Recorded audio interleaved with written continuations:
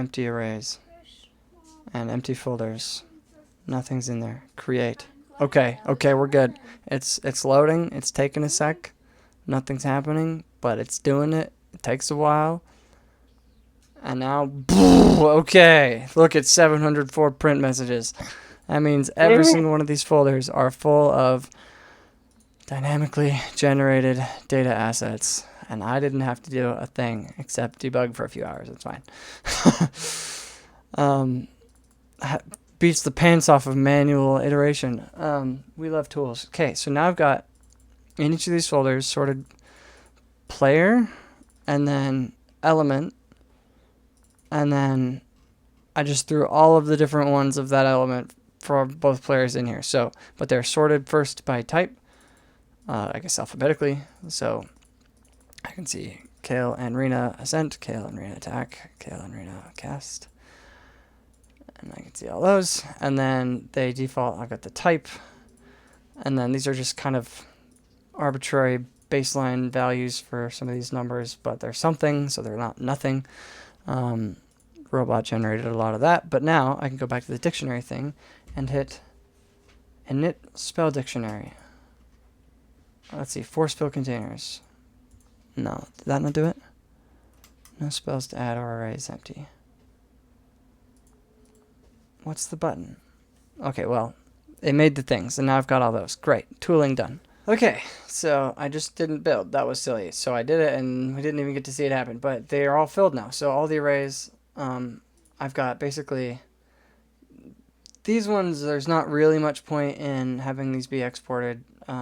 It's just kind of to see that they all exist, make sure they're there, and finding all of them by element if I needed to for any reason, which is not really whatever. So I can see them at least.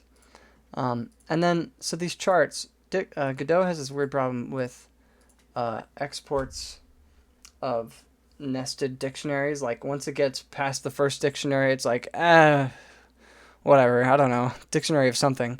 And it, like, uses the most primitive version of whatever typed keys and values you have inside it. So only the outermost key gets a type, which is very annoying. So I have these exported dummy dictionaries that are just basically for looks because they don't actually do anything as far as changing it. But basically, instead of it, before they were like all enums, basically it was like, it's like a 2D matrix of element to element, and where like, it's the type matchup chart, right? Like look up fire versus earth and you get super effective or not very effective or whatever. And so it was dictionary of magic element to value of dictionary of type magic element to value of matchup type. But after the first enum, the inner two just got turned into ints. And so I'd open up one of these and it would just be a bunch of numbers. And I'm like, this is useless.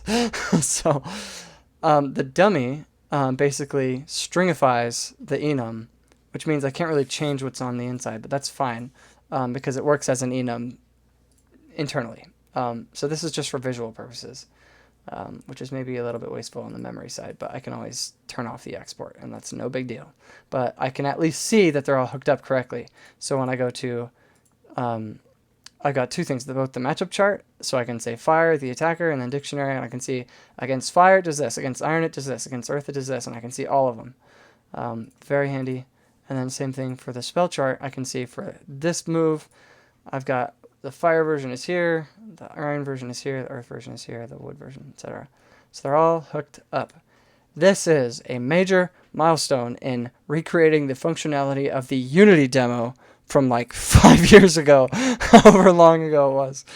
So now I have a similar structure where I've got all of the... oh, that was an accident. I forgot. I gotta get rid of that one. Yeah, now I've got all of the data I need for all of these things, which is great.